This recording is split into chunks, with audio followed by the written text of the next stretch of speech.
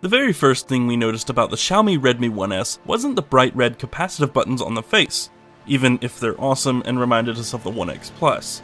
It was the phone's heft. It being a low-end, budget-friendly phone, we didn't expect it to weigh almost as much as the 1M8, a metal-clad phone that is unapologetic about its weight. The Redmi 1S is 158 grams, which isn't necessarily a bad thing, but instead lends credence to the underappreciated quality Xiaomi is capable of, even in phones under $200. The Redmi 1S cost approximately the same as the Moto G, but its build quality and fit and finish are, dare I say, better. Although the phone is a little on the chunky side, it vaguely reminds us of the Oppo Find 7a, not for its looks but in the finish. Its removable rear casing is similar in texture and appearance, which means it may also soon fall victim to the same deep gashes and dings the Find 7a accumulated. Other than the very subtle red capacitive buttons, the phone is very stark and bare.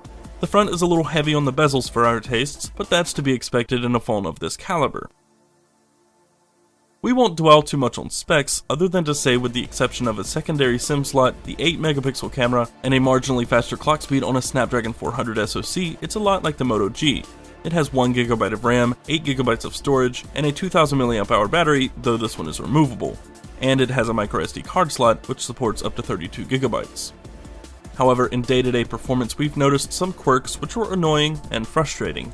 For instance, every time we clicked on an app in Google Play, there was a 2 to 4 second hesitation before the application page would load, and the phone wasn't difficult to overload with tasks either. Sometimes even folders on the home screen would be slow to open, and frame rate drops in scrolling was very common. For the basic end user just looking for a smartphone on the cheap, these are things they'll have to deal with no matter what. Though we feel these sort of performance issues were not as prevalent on other Snapdragon 400 powered devices. A lot of that likely has to do with Xiaomi's software, which is honestly a hit or miss with most. MIUI is a widely used ROM which you can download and flash, unofficially of course, on a host of different devices.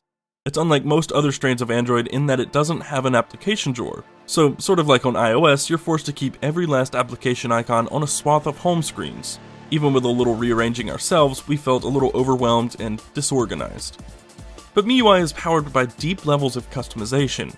You can download thousands of customized themes from the Themes app as well as wallpapers, which is great if you're heavily into tweaking your phone's UI. However, while some are free, many of these themes are paid. Since Xiaomi sells its phones at or near cost, this is how it makes its money, through paid themes, apps, and services. The unfortunate part is that, despite having set the default language to English, much of the UI is still in Chinese. There are still many Chinese applications on the phone, most of which would send random Chinese notifications that we couldn't understand. The upshot is that you can still remove all these Chinese icons if you want by uninstalling them, not simply hiding or disabling them. There are also some nice touches built into the software, like Do Not Disturb and even a feature that prevents pocket dialing.